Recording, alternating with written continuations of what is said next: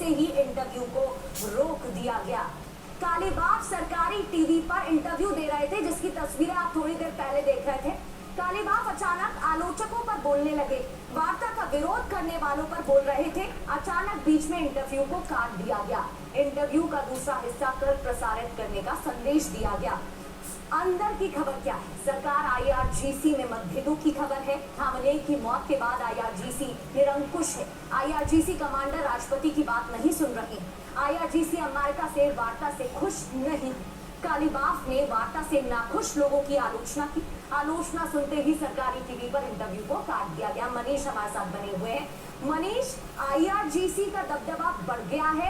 Iran में ये खबरें तो सामने आ ही रही हैं। अमेरिका की तरफ से भी सरकार और आईआरजीसी में मतभेदों की खबरों के बारे में कई बार बोला गया है, लेकिन ये जो लाइव इंटरव्यू बीच में काटा गया, इसे कैसे देखा जाए?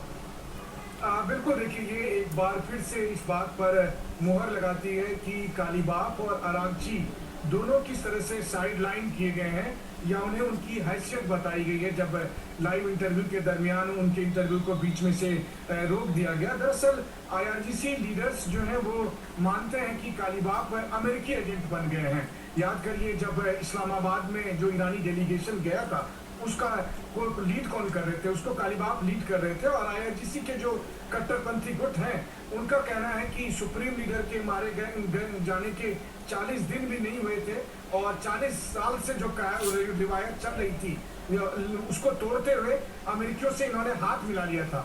याद करिए, ट्रंप कह रहे थे कि जो ईरान में अभी नई लीडरशिप है वो बड़ी उदार है, वो बड़ी अच्छी है, वो इन्हीं के बारे में कह रहे थे। तो आईआरजीसी का गुस्सा इन पर है ही। तो वैसी स्थिति में जब उन्होंने देखा कि लाइव टीवी इंटरव्यू के दरमियान कालीबाफ साहब उन कट्टरपंथियों पर जो कि बातचीत के विरोधी हैं उस पर निशाना साधने की कोशिश कर रहे थे, तो समझिए आईआरजीसी के छोटे से ऑफिसर जो उसी चैनल में बैठते हैं उन्होंने कहा बंद करो इनका इंटरव्यू। तो कुछ इसी तरह का सिचुएशन वहां पर हुआ है और इसके